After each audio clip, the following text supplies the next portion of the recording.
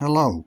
For those who may not know, I live in Bean Station, Tennessee, and Bean Station borders with Morristown. It sits right next to Morristown. And 43 years ago, in 1981, a famous horror movie was filmed in Morristown, Tennessee, The Evil Dead. And back in the early 80s, when my friend told me that The Evil Dead was filmed in Morristown, I thought that he was either mistaken or fibbing. Because I remember thinking, nah, it's not true, because if a movie had been filmed in Morristown, everybody would have heard about it. It would have been a huge event.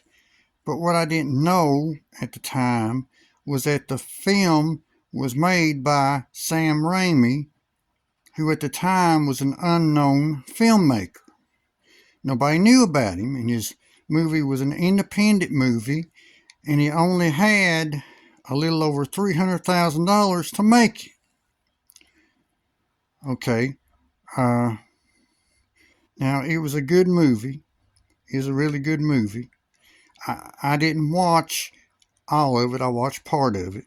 But you can tell that it is a cheaply made movie by listening to the music. The music isn't as professional as like what you heard in Jurassic Park or Star Wars. You can tell that the music is not as good as it could have been. But that's because they only had $300,000 or a little over $300,000 to make it. But it was a success. But it was about to get an X rating. It barely escaped an X rating. And the movie was so successful that it spawned two sequels, Evil Dead 2 and The Army of Darkness.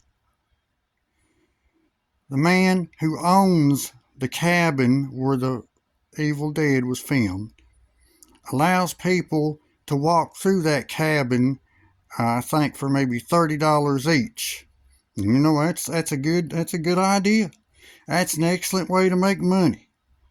He lets people walk through that cabin for $30 each. You know, I wish that was my cabin, because then I could make that money. But I didn't watch all of The Evil Dead, but it was, from what I've been told, a very excellent movie. Well, this has been my video. Thanks for watching.